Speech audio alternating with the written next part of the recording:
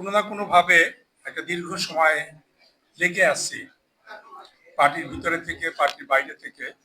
তাদের আসলে সবারই বাতিঘর কমরেড খালিকুজ্জামানের ৮০তম জন্মদিন। যারা এর আগে আলোচনা করেছেন, যারা পরে করবেন এবং যারা সামনে আছেন, তাদের কারোর সামনেই জামান ভাই সম্পর্কে একটা কথা বলা মানে আমার ধৃষ্টতা। সুতরাং আমি মনে হয় কোনো আলোচনায় না যাই।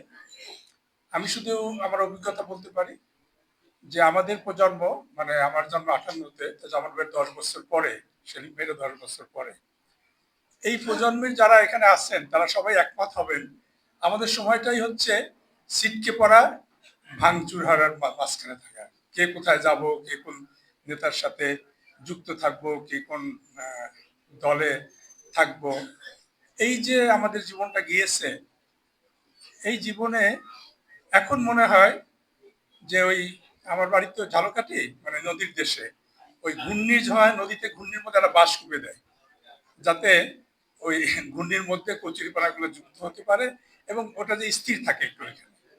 তা আমার কাছে সবসময় মনে হয় যে জামান ভাইকে দেখে আমরা স্থির ছিলাম। ছিটকে পড়লো, মনে হয়েছে না আছে আছে, এবং হয়তো একসময় আমরাও ভরসা পাবো, আমরা আবার যুক্ত হতে পারবো, আবার সংগ্রামে নামবো। তো এই জন্য খুব চমৎকার সংগ্রামে আদর্শে যাপিত জীবন যেটা লিখছে, এর সাথে আমি আসলে একটা শব্দ, সংগ্রামে আদর্শে এবং গঠনে, হ্যাঁ, যে স্থিরতা দিয়েছে আমাদেরকে, সেটার একটা বড় বাতিঘর এবং বড় পিলার হচ্ছে জামান ভাই।